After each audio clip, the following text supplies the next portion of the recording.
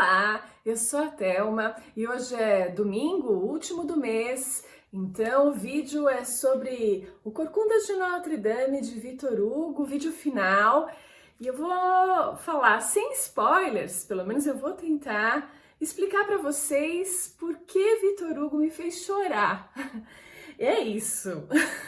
Mas antes de dar sequência a essa história emocionante, eu queria convidá-los a se inscreverem aqui no canal e curtirem esse vídeo.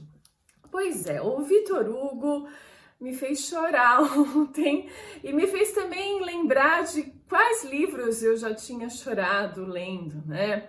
E eu consegui lembrar de dois deles, né? Um foi o Khaled Hosseini, A Cidade do Sol, que eu estava numa viagem, era na época que eu ainda trabalhava na empresa, então eu estava na Rússia, olha só. E começo a chorar ali, eu estava até com uma colega de trabalho russa, que eu queria esconder que eu estava chorando, eu não queria dar muitas explicações sobre isso para ela. E o Khaled Hosseini conseguiu me emocionar imensamente com aquele livro. E um outro foi o Curti-Seyit Shura, da Nermin Bezmen, um livro dessa autora turca que também me fez chorar bastante. E essa eu estava viajando com uma amiga e estava lendo à noite no quarto. E de repente começo, ainda bem que eu estava no meu Kindle ali, com a minha luzinha, lendo. Quando chega num determinado ponto, começo a chorar à noite ali. E eu não queria acordar minha amiga também com as minhas lágrimas. Claro que eu chorei quietinha. E o Victor Hugo, sim, ele, o Corcunda de Notre Dame, me fez chorar também. Então eu não quero dar spoilers nesse vídeo. Eu acho que é uma história imperdível que quem ainda não leu precisa ler. Não é fácil. Aí agora vou explicar um pouco, né? A gente tem o vídeo intermediário que conta o início dessa história, mas eu quero tentar explicar o que vai acontecendo ao longo dela. Como eu disse, é uma história que se atém muito a descrições. Ele faz inúmeras referências cruzadas a personagens, lugares, descrições arquitetônicas riquíssimas, né? E isso é tudo muito interessante, mas ao mesmo tempo deixa a leitura truncada. E aí eu comentei que precisamos dessas notas de rodapé explicando essas situações, porque pra gente, aqui em pleno século XXI, é muito difícil entender o que ele quis dizer com essas referências da Idade Média, ou melhor, do final da Idade Média, essa transição aí para o Renascimento. Ok, então a gente começa a ler e ele carrega mesmo nesses aspectos, principalmente descrevendo Paris e a Notre Dame, que é a grande personagem dessa história.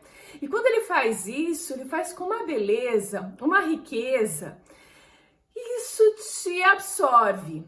E aos poucos, em meio a essas descrições, ele vai colocando, introduzindo pra gente os personagens. Então, cada capítulo traz um novo personagem que, a priori, você não imagina que vai ser tão importante na trama ou que vai evoluir da forma como evolui, né? Então, a gente começa com o Pierre Gringoire, que é o poeta que faz lá aquela peça teatral no dia 6 de janeiro, enfim.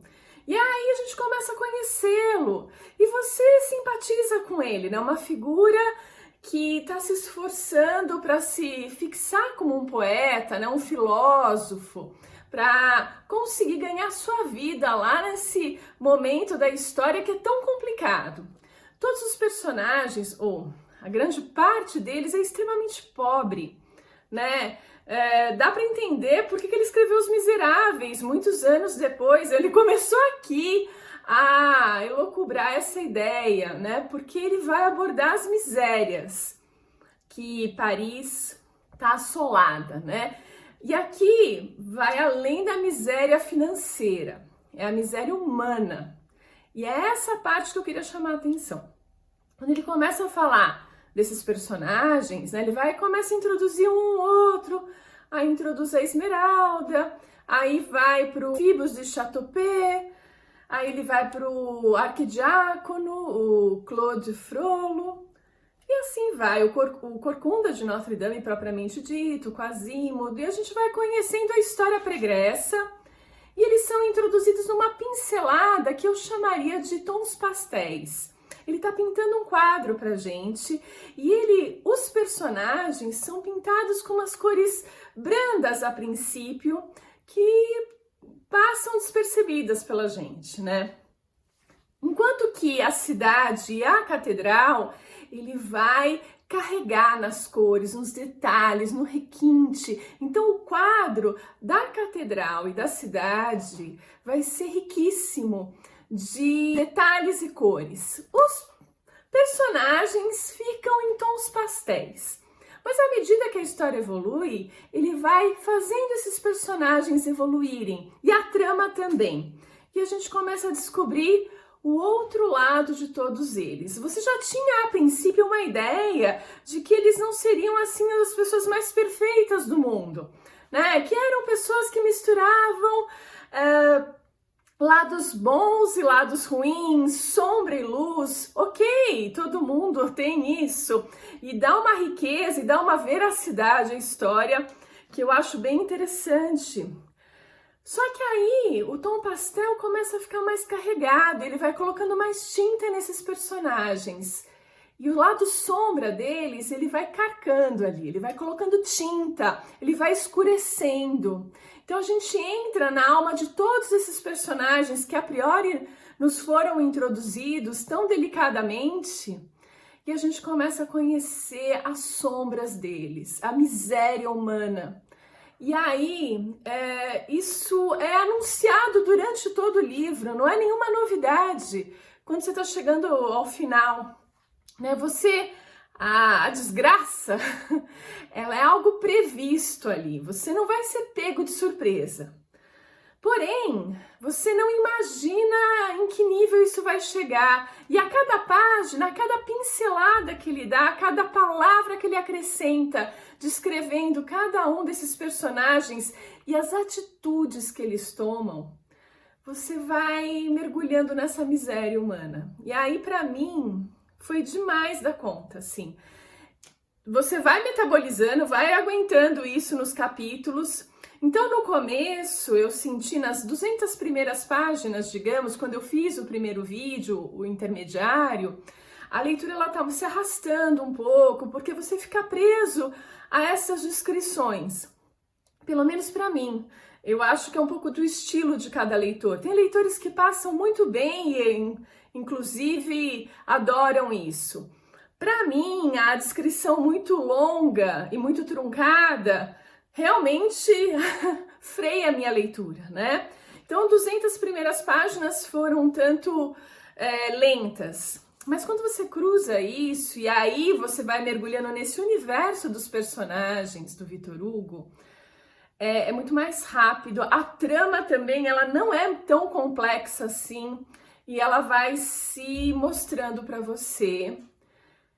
E quando você vê, você tá embargado naquela emoção, mas assim, eu tava bem até o penúltimo capítulo.